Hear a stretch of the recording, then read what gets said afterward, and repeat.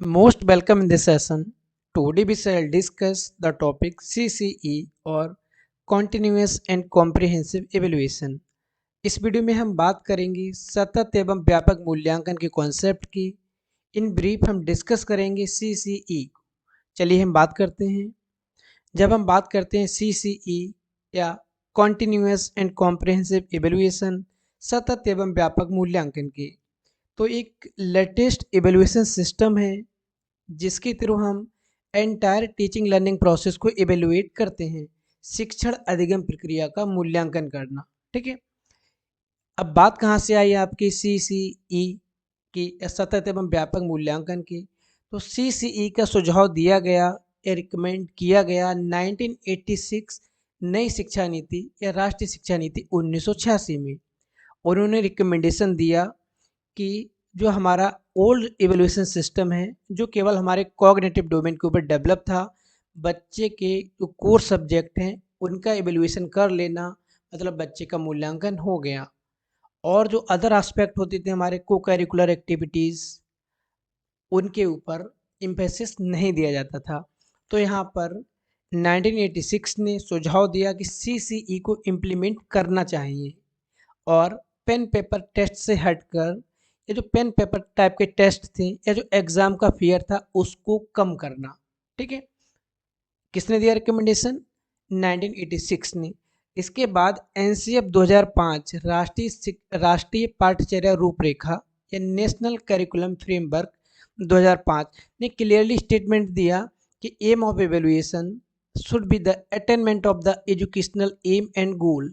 शिक्षा जो मूल्यांकन होता है उसका उद्देश्य क्या है? शैक्षिक लक्ष्यों और उद्देश्यों को प्राप्त करना, ना कि अंक पत्र वितरित करना या बच्चों को रैंक असाइन करना। तो NCF ने भी इसकी एडवोकेसी की और कहा, इन्होंने अपने सिलेबस में जो नया करिकुलम फ्रेमवर्क बनाया उसमें को स्कूलिस्टिक एक्टिविटीज़ को बढ़ावा दिया, प्रमोट किया, शैक्षिक गतिविधियों को बढ़ाया वहाँ पर। इसके बाद राइट टू एजुकेशन एक्ट 2009 या शिक्षा का अधिकार अधिनियम 2009 के थ्रू 29 एक जो धारा है RTE में, उसके थ्रू CCE को लागू करने की बात की गई और CBSE ने 2009 में 9th क्लास में CCE को अप्लाई कर दिया।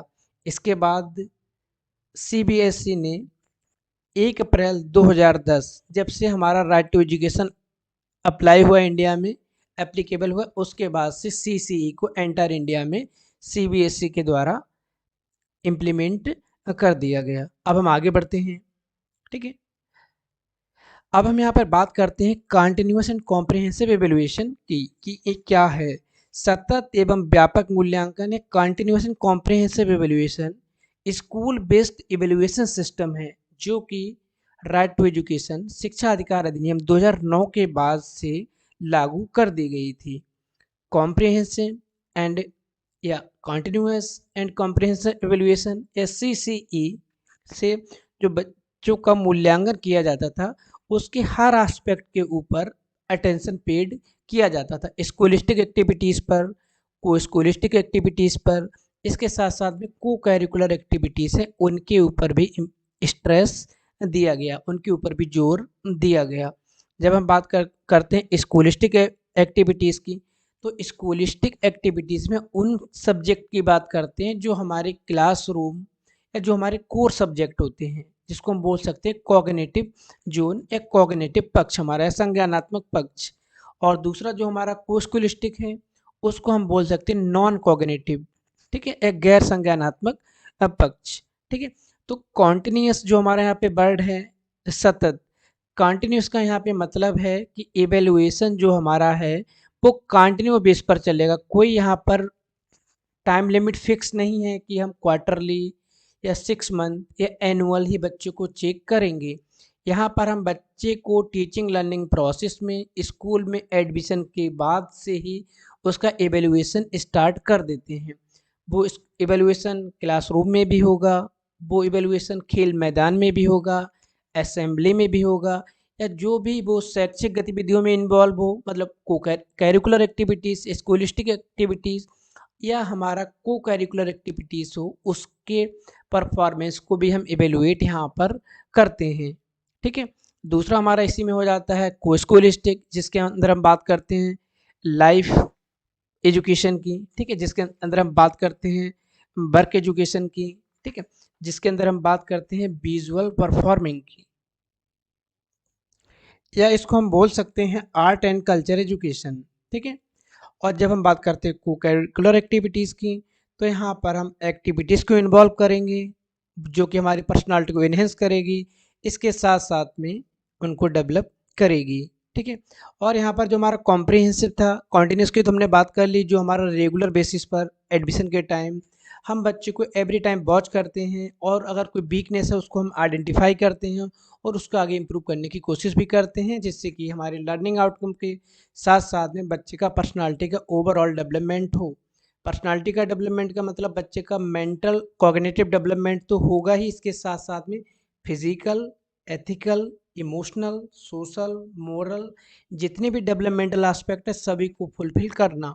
ठीक है, और कॉम्प्रिहेंसिव का मतलब क्या है? कॉम्प्रिहेंसिव का मतलब यहाँ पर है केवल कॉग्निटिव जोन से ही ना मतलब रखना, और जो हमारे पक्ष हैं साइकोमोटर और अफेक्टिव, ठीक है, जो शैक्षिक गतिविधियां हैं उनके साथ साथ में बच्चे को यहाँ पर हम बच्चे के अंदर केवल हम रोड लर्निंग या उसको केवल हम कंटेंट बेस्ड नॉलेज ही नहीं देंगे, प्रैक्टिकल और क्रिएटिविटी को भी इन्वॉल्व करेंगे, और पर्सनालिटी के जितने भी एस्पेक्ट हैं हर एस्पेक्ट के ऊपर इक्वल अपॉर्चुनिटी हम बच्चे को देंगे कि वो बच्चा वहाँ पर अपनी स्किल को डेवलप करे। ठीक है, पढ़ने के साथ साथ में अगर एक्स्ट्रा एक्टिविटीज़ में बच्चा परफेक्शन गेन करना चाहता है तो हम उसको और ज़्यादा मोटिवेट करेंगे, क्योंकि जब हम क्लास में बात करते हैं, फॉर एग्जांपल एक एग्जांपल ले लेते हैं, यहाँ पर एक बच्चा है। ठीक है, एक हमारी एक वहाँ पर एक मीट का आयोजन किया जाता है और वहाँ पर डिस्ट्रिक्ट कलेक्टर को इनवाइट किया जाता है। ठीक है, डिस्ट्रिक्ट कलेक्टर के आने के बाद में वहाँ पर एक बच्चा होता है, वो अपने आर्ट स्किल के थ्रू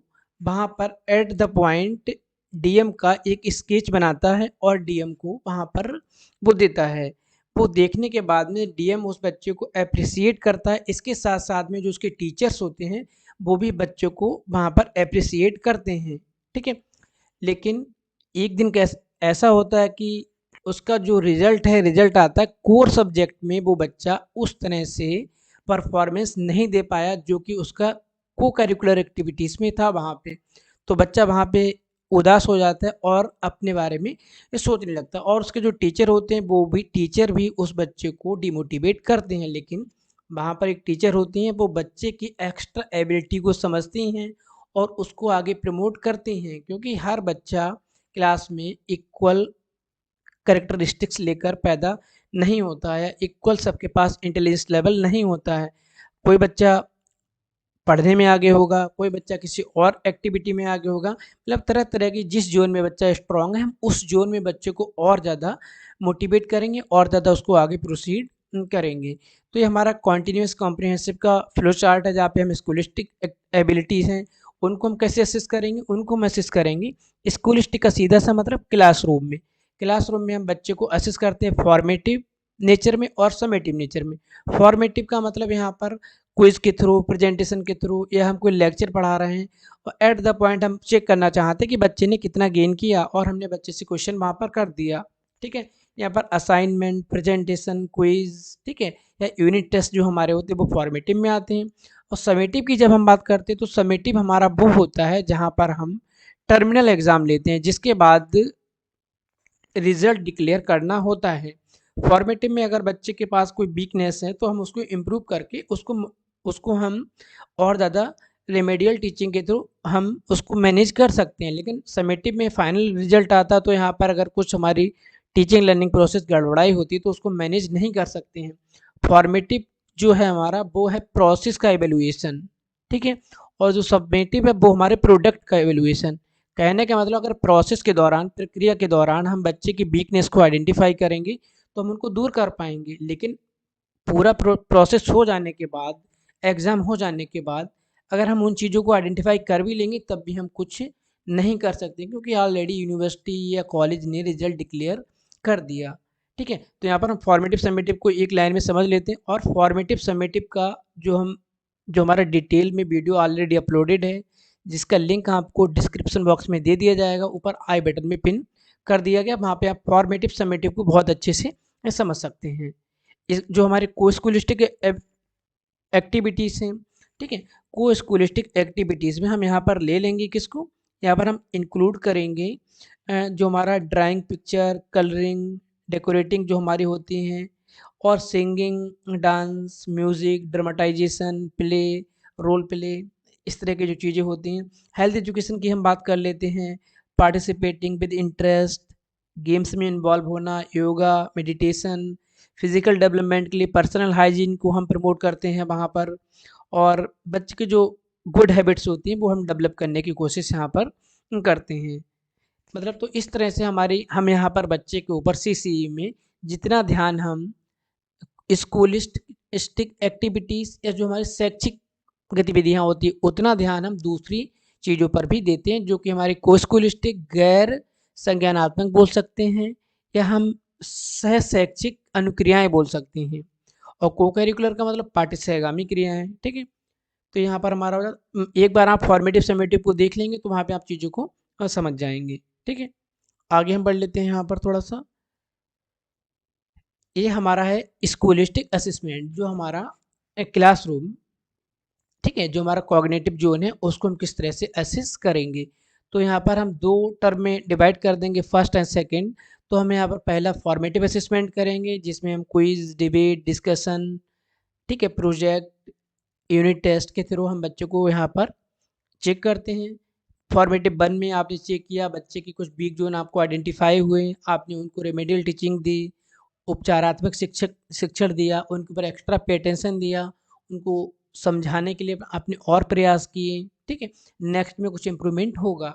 दो फॉर्मेटिव के बाद एक हमको लेना है समेटिव, फिर दो फॉर्मेटिव के बाद एक हमको और लेना है समेटिव। ये हमारा फॉर्मेट है स्कूलिस्टिक का।